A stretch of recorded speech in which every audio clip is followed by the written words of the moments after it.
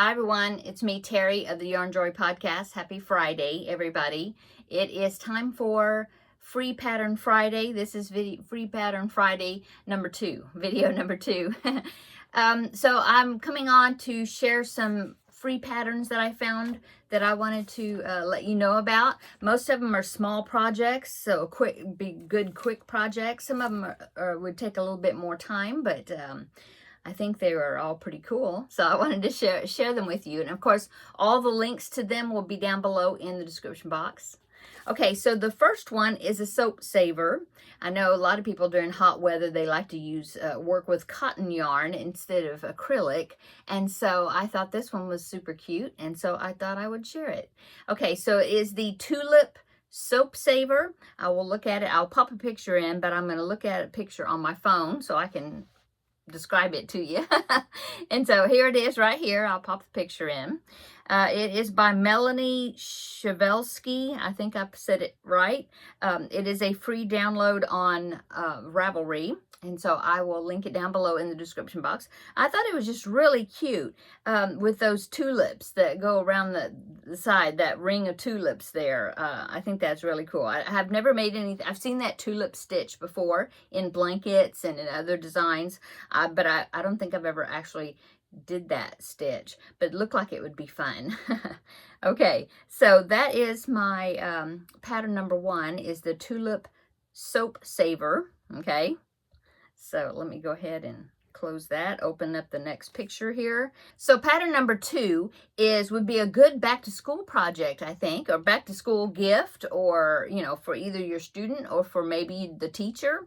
And it is the Bookband and pen holder. So I'll pop that in right here. That is also a pattern that was on Ravelry and is a free download. And it's by Layla Condit. And yeah, I thought it was really cute and practical and really quick to put together. I know my niece the other day was asking me if I had some quick teacher gifts that she could crochet for her kids' teachers, to give, I guess, at the beginning of the school, or for meet the teacher night or something. Anyway, so I found that, and I'm assuming that you can customize it to the size of whatever size book you want, or maybe to a planner. Yeah, and of course it wouldn't have to be for back to school. I mean, you could do one for yourself if you have a planner or a journal, or something that you want to keep a pen with it, or a pencil. And anyway, so I thought that looked like a good, easy, simple, nice gift. Stash buster. Use a very small amount of yarn. Okay, so that is pattern number 2. Pattern number 3. Oh, I thought this was really cute. So this is, I guess, thinking about Christmas or winter weather, because it's so hot right now. But it is the Polar Bear Pillow. Polar Bear Pillow. And so I'll pop a picture right here. Isn't that the cutest thing? Oh my goodness, it's really cute. It looks like when I was looking at some of the other pictures on the website, it showed the back, and it looks like it's got like a flap with some buttons. So I'm assuming that means you use a pillow form inside of it instead of stuffing it, as far as I could tell there. The website is rafamusadesigns.com, I think, but I'll link it down below in the description box. But I thought that polar bear pillow was so cute. Isn't that cute?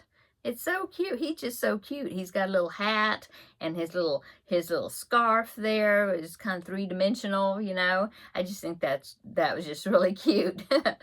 Okay, so that was pattern number 3.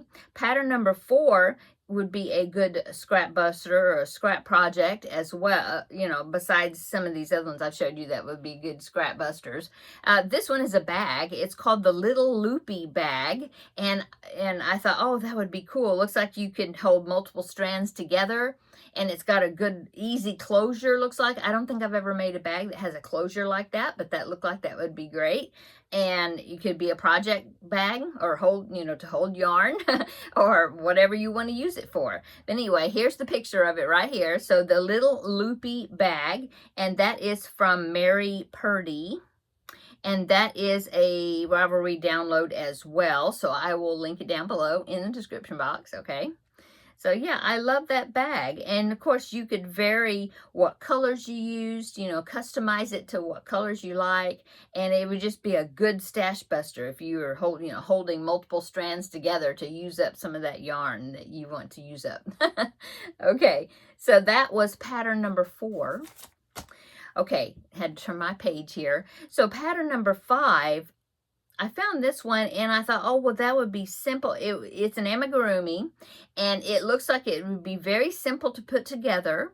And yeah, it'd be a good stash buster, or you could make it look like you could probably make a whole bunch of them pretty easily, and you could use them to donate, you know, little comfort bears to children's center or children's hospitals, you know, all kinds of places, I think. And so, and also I think that this project it's a teddy bear, but I think it would be a really good beginner amigurumi project. So let me pop a picture in. Right here. So there it is.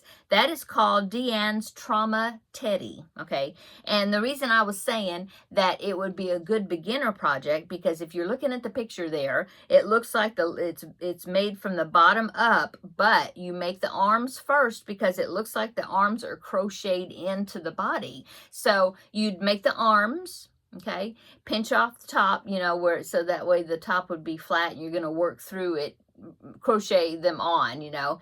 And then once you get the arms made, then you can start working from the bottom. You make one leg and then you make the other leg, and when you make that second leg, you connect the 2 legs together, and then you continue on up until wherever it is you need to add the arms in. And so if the arms are already crocheted, then you just crochet them in at the point where it says, you know. And then you probably, I'm assuming, you decrease down for the neck, and I haven't read the pattern all the way through, just by looking at it, you know. Decrease down from the neck, and then start increasing for the head, finish it all the way up to the top, and fasten it off. So I'm thinking the only thing you have to sew on would be the ears.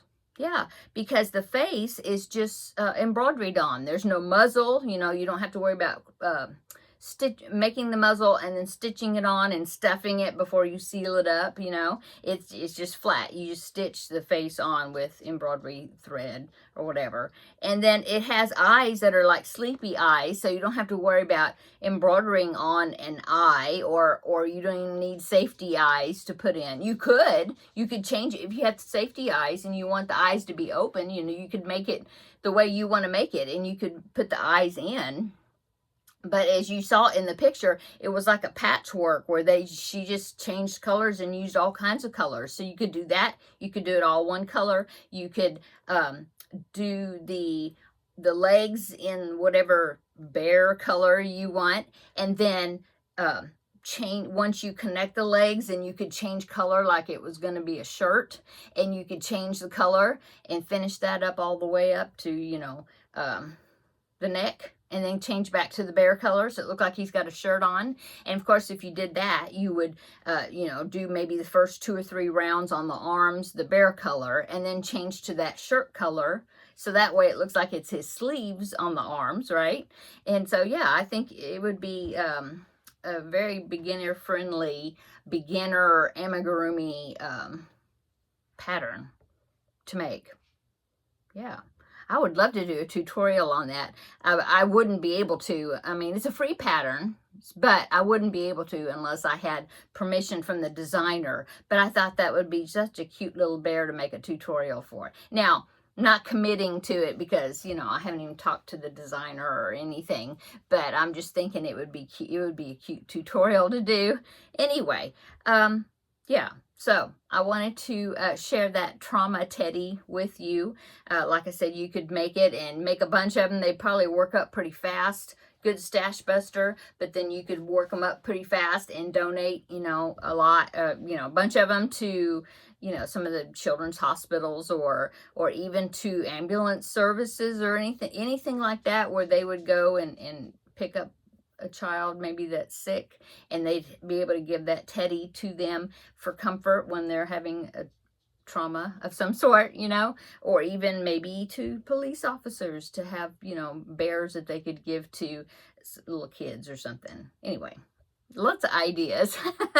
Okay, so that was pattern number 5. Okay, pattern number 6 is another back to school. I think this would be really cute. Back to school teacher gift item, and it's some coffee sleeves, but the coffee sleeves are teacher themed. Okay, and I thought these were so cute. I found this pattern, and this was one of the patterns that I had found, sent the link to my niece because she was looking for a teacher gift to crochet real fast. But I think these are really cute. So here's a picture of it right here, screenshot. And so she's got 3 different versions, and they're coffee sleeves that would slide onto not a coffee mug, but a cup. Maybe you could even get a travel cup or something to go with it and put that sleeve on it as a gift, possibly, you know. Anyway, I thought it was so cute because there's an apple, and then there's one that looks like a piece of paper, like notebook paper with the lines on it, and then the other one was, it was a pencil. Yeah. And so when I was looking at that pattern, now that is from heather-corinne.com. Okay, and I can link it down below in the description box. If you go to the website, there's a link that takes you to where she does a tutorial for those onto YouTube. And so I took the link, came over to YouTube to look at her tutorial. And of course, while I was at it, I had to subscribe to her YouTube channel. And then I was looking at some of her she's got quite a few tutorials, quick little small projects, appliques, different things. And I saw that besides those coffee sleeves, she had matching like coasters or mug rugs or something, you know, that was those same shapes, an apple, a pencil, and the paper. And I just thought that was so cute that she had matching coasters that could go along with those sleeves, and she did a tutorial for those too. So I will link, I guess what I'll do is I'll link, on her website, she has the written pattern for those coffee sleeves, but then her YouTube channel, I'll link her YouTube channel too, so you can check out her other tutorials that she has, Heather Corinne.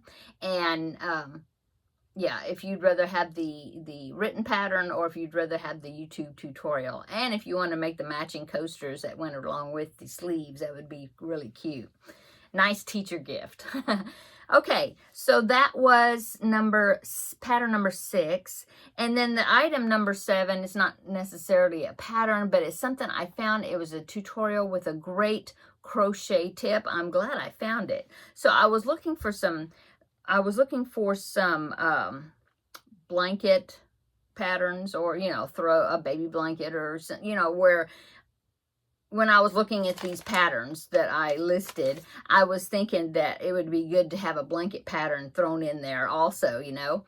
And when I was looking around for different free blanket patterns, I found this, and it has a YouTube tutorial or crochet tip video that talks about it. And what it is it's Nana's Crafty Home, and she does have a website. Okay, so I can put her website down below in the description box. But then it has this YouTube video that you can click on, and what it is talking about how to calculate so it's for making a rectangular blanket of whatever size you want. If you want it baby blanket size, or if you want it whatever would be good for a rectangular shape, like a wheelchair blanket or a lapgan, or, you know, anything that you're wanting that's rectangular. Okay, so the tip is, if you want your rectangular blanket to come out to be a certain width and in length, okay, she tells you how you can calculate how long that beginning chain in the very center of your rectangle needs to be, how long it needs to be, so that way when it finishes, it'll be the right dimensions, width to length, you know, that you're wanting. So then the dimensions won't, if you need something to be a particular dimension size. And I just thought man, that is cool. Because I have made rectangular granny lap blankets. I've made several of them, and I know how to do it. In fact, I have a tutorial on my channel how to make a rectangular granny square, or not square, granny stitch rectangle, okay? But different times that I would make them, I know I made them during Vlogmas, different times using the scrap ball swap balls, you know, that Terri and I do together. And I never know exactly how long that beginning, I never knew before, how long the beginning chain or whatever needed to be. I just kind of guessed at it, and then it just kept doing it until I thought it was big enough. But sometimes I was thinking, oh, it's for me to get it to the width I want, it ends up being too long. Like the dimensions, width to length, would be off than what I want, you know, if that makes sense. Anyway, I just thought that's a cool tip. And I thought, man, I never thought, or I never heard about calculating it that way to figure out what that beginning chain needs to be. Okay. And so she talks about that. And then on her YouTube channel, she has two tutorials. One of them doing a rectangle blanket using that strategy, but it's a double crochet rectangle blanket. Okay. And then the other one is a granny stitch rectangle blanket. And of course that would need a particular stitch count. Besides the length you want, then it needs to be a particular stitch count, so then the granny stitch would work, you know. Anyway, I thought it was cool, and so I wanted to share it with you on here. And so go over to Nana's Crafty Home. I'll put the link down in the description box, and what I'll do is I'll put the link to that tutorial where she's talking about that, doing those calculations. And then while you're there, subscribe to her channel, and then look at her other tutorials and things that she has, her other videos on her channel, because she has some good projects on there, I think. Okay, so that is all the free patterns that I wanted to share with you today. I hope that you found some that you may want to try out. Let me know in the description box if any of them struck your fancy and it would be something you're like, oh yeah, I'm going to put that on my to-do list. Or, you know, tell me which ones are your favorites. And yeah. So I'm going to go. I hope you have a wonderful weekend, this upcoming weekend, and come back next week. Probably, you know, my video schedule has been abbreviated due to my thumb. Yeah. So I haven't been making quite as many videos, but I'll come back on Wednesday for Crafting with Friends. We'll do another visit to my bookshelf, okay? And I'll also let you know what I did over the weekend, you know, what's going on with me, okay? Okay, have a great weekend. We will see you in the next video. Bye.